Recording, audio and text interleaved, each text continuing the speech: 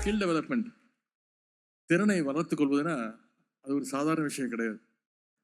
அதுக்கு கன்சிஸ்டன்சி வேணும், டிசிப்ளின் வேணும், முக்கியமாக ஹார்ட் ஒர்க் நிச்சயம் வேணும். இந்த மூணும் இல்லாதவர்களாக எந்த ஒரு திறனையும் எந்த ஸ்கில்லையும் நிச்சயம் டெவலப் பண்ணிக்க முடியாது, வளர்த்துக்க முடியாது. சில பேருக்கு திடீர்னு சில விஷயங்கள்ல ஆர்வம் வரும், அதில் ரொம்ப நேரம் கான்சென்ட்ரேட் பண்ணுவாங்க. கொஞ்ச நாளைக்கு அந்த விஷயத்தை பற்றி படிப்பாங்க, கற்றுக்க ட்ரை பண்ணுவாங்க. அப்புறம் அதை பாதியிலே விட்டுட்டு வேற ஏதாவது ஒரு விஷயத்துக்கு ஜம்ப் பண்ணிடுவாங்க.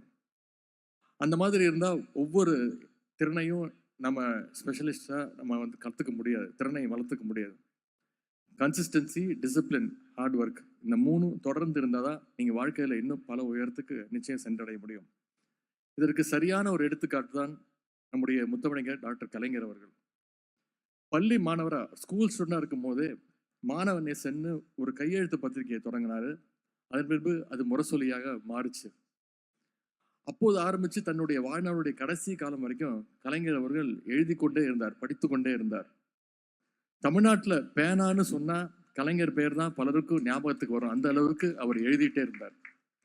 அதிகாலையில் எழுந்திரிச்சு பேப்பர் படித்து முழு விவரத்தையும் தெரிஞ்சுப்பார். டெக்னாலஜியில் முழுக்க முழுக்க அப்டேட்டடாக இருப்பார். நான் இறக்குற வரைக்கும் சோசியல் மீடியா வரைக்கும் அவர் ஆக்டிவாக இருந்தார். அரசியல் களத்தில் எதிரிகள் மாறி மாறி வந்தாலும் கலைஞர் அவர்கள் நிலைச்சு நின்னார்னா அதற்கு காரணம் அவருடைய கடின உழைப்பு. அந்த வகையில் தமிழ்நாட்டில் பல திறமையாளர்களை உருவாக்கணும் என்ற நோக்கத்தோடு நம்முடைய திறன் மேம்பாட்டு கழகம் இன்னைக்கு சிறப்பாக செயல்பட்டு இருக்கு. மாணவர்களுடைய திறனை மேம்படுத்த நம்முடைய முதலமைச்சர் அவர்கள் நான் முதல்வன் திட்டத்தை ஆரம்பிச்சு வச்சாங்க.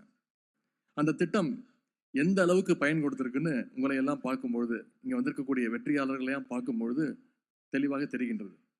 தமிழ்நாடு திறன் மேம்பாட்டு கழகம் நடத்துகின்ற தமிழ்நாடு ஸ்கில்ஸ் காம்படிஷன் வெற்றி பெற்ற மாணவர்கள் இன்னைக்கு வேர்ல்டு ஸ்கில் காம்படிஷன் வரைக்கும் போய் சாதிக்கிறீங்க. சென்ற 2025ஆம் ஆண்டு நவம்பர் மாதம் தாய்வானில் நடந்த ஆசியன் ஸ்கில்ஸ் போட்டிகளில் தமிழ்நாட்டை சேர்ந்த 3 பேர் பங்கேற்றிருக்கிறீங்க. இப்போ இந்த ஆண்டுக்கான வேர்ல்ட் ஸ்கில்ஸ் காம்படிஷனில் கலந்துக்கிறதுக்கு நம்முடைய மாணவர்கள் தயாராகிட்டு இருக்காங்க. உங்களில் பல பேர் கலந்துக்கிட்டு வெற்றி பெற வேண்டும் என்று எங்களுடைய வாழ்த்துக்களை நாங்கள் தெரிவிச்சுக்கிறோம். போட்டிகளில் வெற்றி பெறும் மாணவர்களுக்கான வேலை வாய்ப்புகளையும் உடனே வழங்க வேண்டும்னு இன்னைக்கு பல பெரிய நிறுவனங்களோடு MOUs சைன் பண்ணப்பட்டிருக்கு.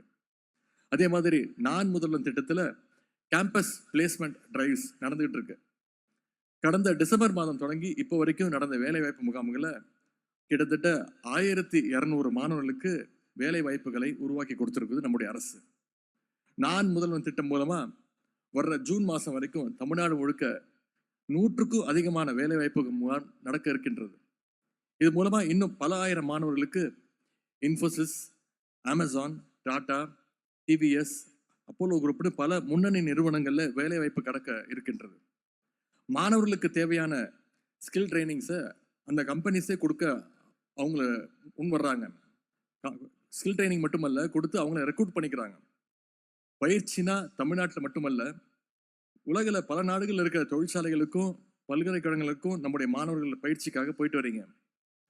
அரசினுடைய ஸ்கவுட் திட்டத்தின் மூலமாக 10 மாணவர்கள் சவுத் கொரியாவில் பயிற்சி முடிச்சுட்டு திரும்பியிருக்காங்க.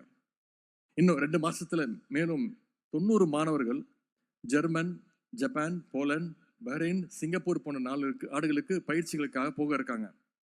மற்ற மாநிலங்கள் எல்லாம் பள்ளி படிப்பும் கல்லூரி படிப்புமே பெரிய கனவாக இருந்துட்டு வர்ற நேரத்தில் நம்முடைய தமிழ்நாட்டில் மட்டும்தான் நம்ம அடுத்த கட்ட வளர்ச்சியை நோக்கி பயணிச்சுட்டு இருக்கோம்.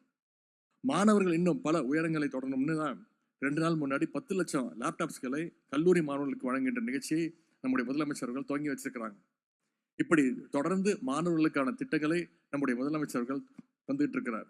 UPSC தேர்வு எடுத்துக்கிட்டிங்கன்னா முன்னெல்லாம் அதில் தேர்வாகின்ற தமிழ்நாட்டு மாணவர்களுடைய எண்ணிக்கை வருடந்தோறும் குறைஞ்சிக்கிட்டே வந்துச்சு.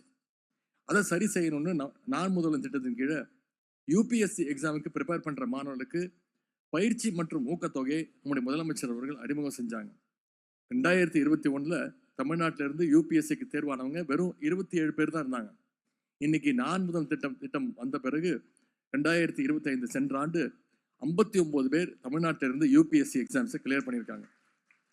அதே போல் railway exam, bank exam, staff selection commission எக்ஸாம்னு அனைத்து போட்டித் தேர்வுகளுக்கும் படிக்கின்ற மாணவர்களுக்கு நம்முடைய அரசு எல்லா விதமான உதவிகளையும் ஊக்கத்தையும் அளித்து வருகின்றது. ஏன்னா நம்முடைய முதலமைச்சர் அவர்கள் அடிக்கடி சொல்வது போல, மாணவர்களாகிய நீங்கள் படிப்பில் மட்டும் கவனம் செலுத்துங்க. உங்களுக்கு தேவையான அனைத்து உதவிகளையும் செய்ய நம்முடைய முதலமைச்சர் அவர்களும் நம்முடைய அரசும் என்றைக்கும் தயாராக இருக்கின்றது. நாளைக்கு உங்களிலிருந்து IAS, IPS, IFS அதிகாரிகள் உருவாக வேண்டும். பெரிய பெரிய நிறுவனங்களில் நீங்கள் அதிகாரிகளாக போய் உட்காரணும். மற்றவங்களுக்கு நீங்களும் ஒரு இன்ஸ்பிரேஷனாக இருக்க வேண்டும். நீங்கள் வேலை தேடுற நிலைமை மாதிரி இன்னைக்கு 4 பேருக்கு வேலை கொடுக்கின்ற நிலைமைக்கு நீங்கள் உங்களை உருவாக்கி கொள்ள வேண்டும். அதற்கு தமிழ்நாடு திறன் மேம்பாட்டுக் கழகம் என்றைக்கும் உங்களுக்கு உறுதுணையாக இருக்கும். திறன் போட்டியில் வென்றவங்க அத்தனை பேருக்கும் மீண்டும் என்னுடைய வாழ்த்துக்களை தெரிவித்து இந்த வாய்ப்புக்கு நன்றி கூறி விடைபெறுகின்றேன். நன்றி, வணக்கம். தமிழ்நாடு திறன் போட்டியில் வென்று உலக அரங்கில் தமிழ்நாட்டை தலைநிமிரச் செய்த மாணவர்களுக்கு பதக்கங்களையும் சான்றிதழ்களையும் வழங்கி கௌரவிக்குமாறு மாண்புமிகு தமிழ்நாடு துணை முதலமைச்சர் அவர்களை பெருமடியுடன் கேட்டுக்கொள்கின்றோம்.